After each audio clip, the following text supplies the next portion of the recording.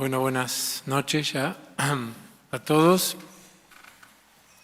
Quisiera presentarme un poquito por si no me conocen y un poco decir que soy biólogo y que estamos en un ambiente donde la mayor parte de la gente que habló son o abogados o médicos y es raro escuchar a un biólogo.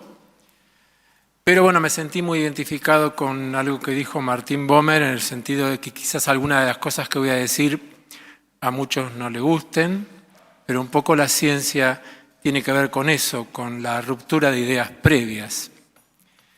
Yo, como se dijo, soy profesor titular de la Universidad de Buenos Aires en la Facultad de Ciencias Exactas y Naturales, soy investigador superior del CONICET, soy miembro de la Academia Nacional de Ciencias que fundó Sarmiento, que está en Córdoba, soy miembro de la Academia Nacional de Ciencias Exactas, Físicas y Naturales de la Argentina y soy miembro de la National Academy of Sciences de Estados Unidos que fundó Abraham Lincoln.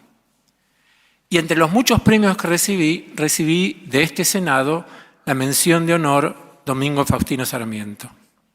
Por lo tanto, es un honor para mí hablar en este lugar por primera vez y recuerdo muy bien el acto en que recibí esa mención, que es creo que es uno de los premios más importantes que da esta institución. Voy a leer, cosa que no acostumbro a hacer. Es muy parecida a la presentación que hice en Diputados, pero le agregué algunas cosas que tienen que ver justamente con la repercusión y las críticas que vi en la web a algunas de las cosas que voy a contar. No voy a tardar 7 minutos, voy a tardar un poco más, pero tampoco voy a tardar media hora. Va a ser limitado. ¿De acuerdo? Bien. Mi exposición tendrá como eje los conocimientos actuales en biología y en particular en biología molecular, genética y epigenética que confirman que un embrión no es lo mismo que un ser humano. Trataré de explicar que el término vida humana, entre comillas, no es un concepto biológico, sino una abstracción que resulta de convenciones sociales, jurídicas y o religiosas. Explicaré qué es lo que se entiende por vida en biología y cómo la existencia de células vivas preexiste al nacimiento y sigue existiendo por un tiempo no despreciable después de la muerte de un ser humano. También fundamentaré por qué el nacimiento con vida no solo es un hito legal, aún en los países donde está penalizado el aborto, sino que marca una profunda línea de corte, un antes y un después, en el desarrollo de los mamíferos placentarios como el hombre. La unión del espermatozoide con el óvulo para formar el cigoto es condición necesaria pero no suficiente para generar un ser humano. La información genética proveniente de los padres no es suficiente y es necesaria otra información provista por la mujer a través de la placenta. Los humanos somos mamíferos placentarios.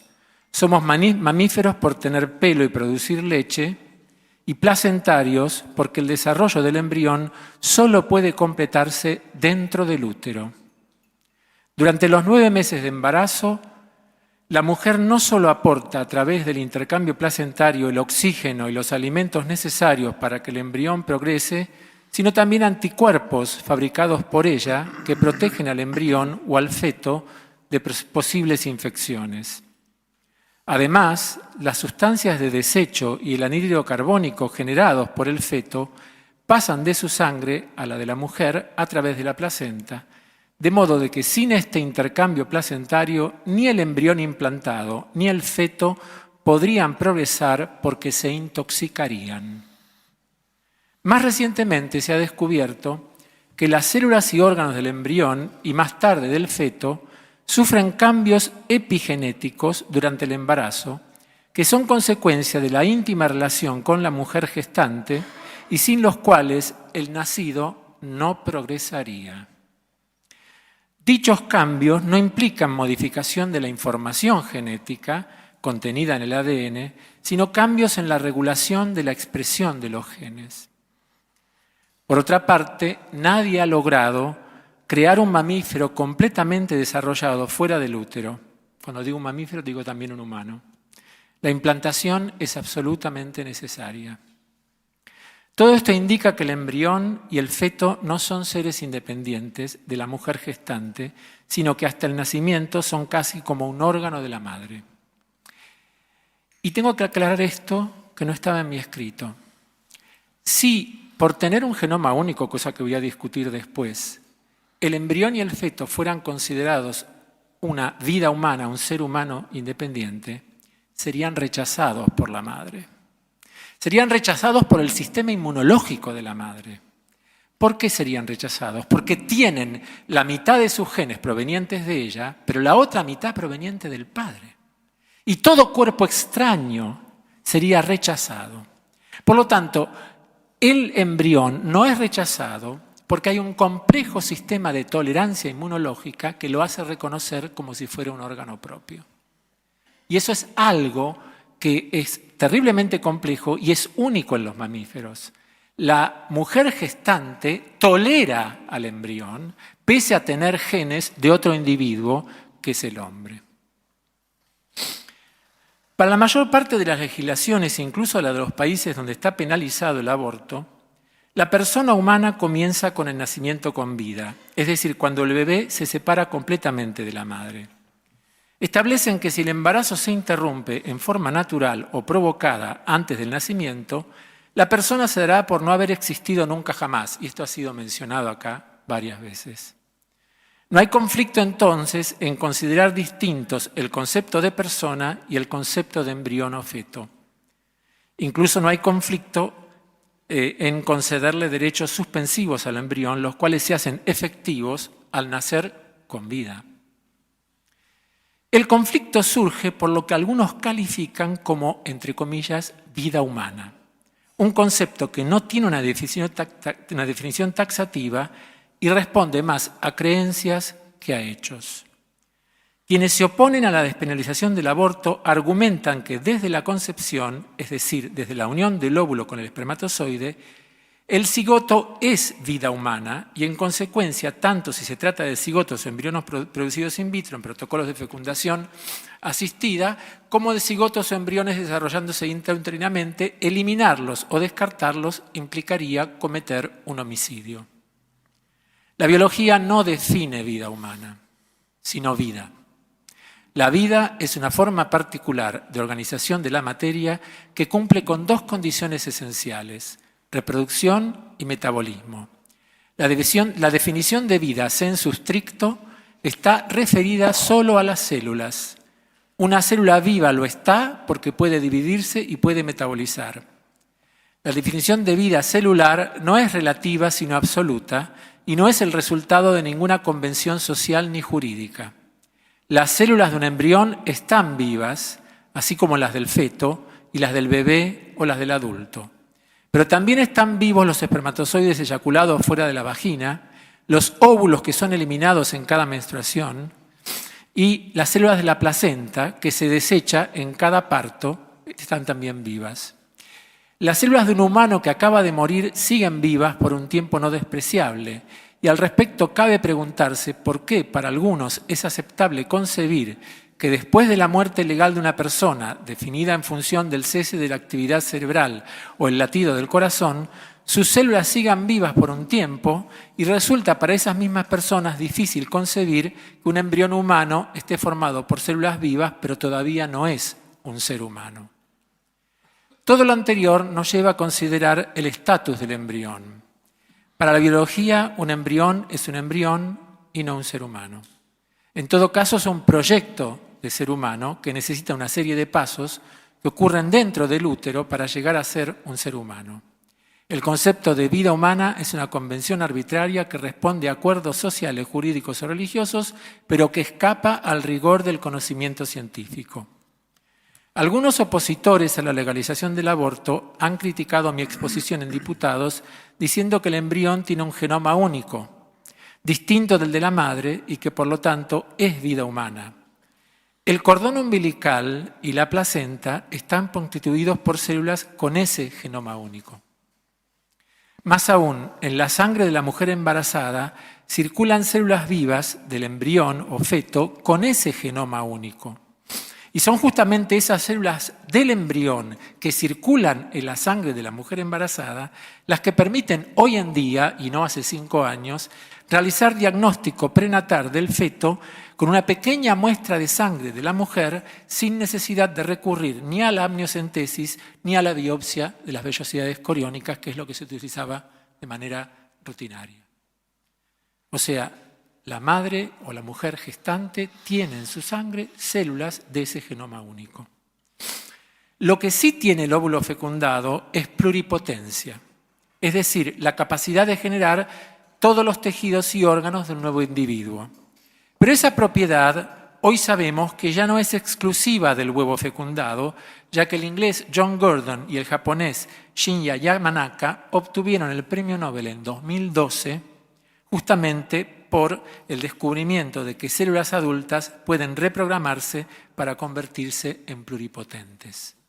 Es decir, que hoy en día puede generarse, se podría generar, esperemos que no, un embrión a partir de células adultas sin necesidad de fecundación entre un espermatozoide y un óvulo. Esta divergencia de criterios lleva a la dificultad de ponerse de acuerdo sobre el estatus del embrión, pero deberíamos ponernos de acuerdo en que no es un ser humano y que por lo tanto no sería un crimen interrumpir el embarazo prematuramente. Prueba de que para la actual ley argentina la interrupción del embarazo no es equivalente a un homicidio son, y esto se habló aquí también, el hecho de que la pena por practicar un aborto es muy inferior a la de un homicidio, sobre todo si se tiene en cuenta que el supuesto ser humano que es víctima se encuentra totalmente indefenso. La ley entonces diferencia al embrión y al feto del ser humano nacido ya no solo como persona jurídica, sino también como objeto de un delito. El segundo hecho es el hecho de que esté permitido abortar en casos de violación o de peligro de vida de la mujer gestante. Si el embrión o feto fueran seres humanos, en un país donde no es legal la pena de muerte, ¿qué categoría inferior tendría ese ser humano proveniente de una violación respecto de los que no son resultado de ella, como para que sea permitido, entre comillas, matarlo? Resulta interesante recurrir a la definición de aborto que figura en la 6ª edición de un diccionario de genética de King y Stansfield de 2002.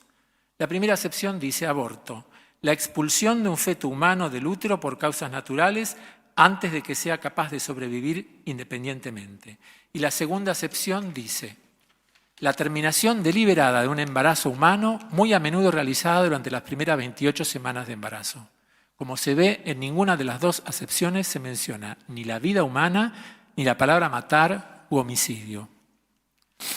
Todo lo dicho no implica que no se deba proteger a la mujer embarazada y a su embrión, pero la mujer embarazada tiene que tener la opción y el derecho a interrumpir el embarazo prematuramente. De lo contrario, se convierte en una especie de esclava de su embrión a causa de convenciones sociales o religiosas que no se condicen con la gradualidad del desarrollo intrauterino. Por eso los legisladores deben pensar en la cantidad de mujeres que por hacerse abortos en lugares inadecuados tienen infecciones, en la cantidad de adolescentes que por no abortar tienen que llevar un embarazo a término y criar a un bebé cuando todavía son niñas o darlo en adopción en condiciones a menudo ilegales. En la cantidad de genetistas que hacen diagnóstico prenatal, detectan que el embrión va a nacer con una enfermedad no curable y se lavan las manos al no garantizar la opción de la interrupción del embarazo. En la cantidad de situaciones en las que se sabe que el embrión va a nacer mal y aún así, sin diagnóstico genético, no se permite la interrupción. Pido a aquellos que tienen convicciones filosóficas o religiosas respecto de lo que llaman comienzo de la vida humana, que respeten la racionalidad de otros argumentos y que diferencien evidencia de dogma y hechos de creencias, porque no hay un absoluto y los legisladores deben legislar para todos. Muchas gracias, doctor. Senadora Elías. Está cortita la pregunta, presidente, le prometo.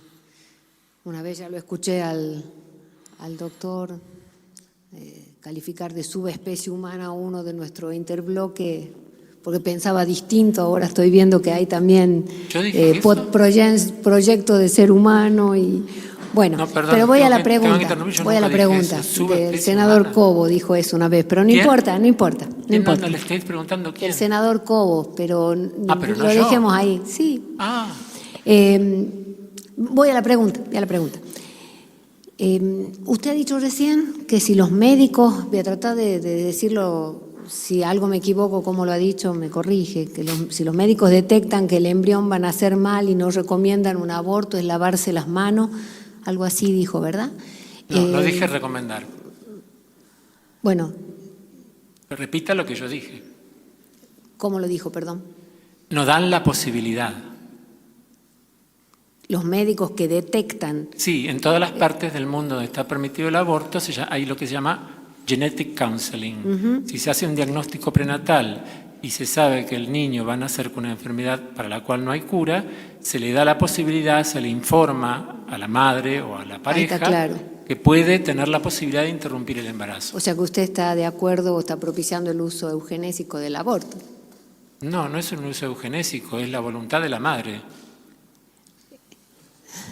No, pero está claro que si de pronto detectan que es un niñito con síndrome de Down. Yo no dije o síndrome con- de Down, bueno, dije una enfermedad incurable. Una enfermedad incurable. ¿Usted cree que el síndrome de Down es una enfermedad? No, a ver, una discapacidad. Por eso se llama síndrome. Pongamos una discapacidad. Perdón, una discapacidad. ¿usted cree que el síndrome de Down No. es una enfermedad? Pues lo dijo usted, ¿eh?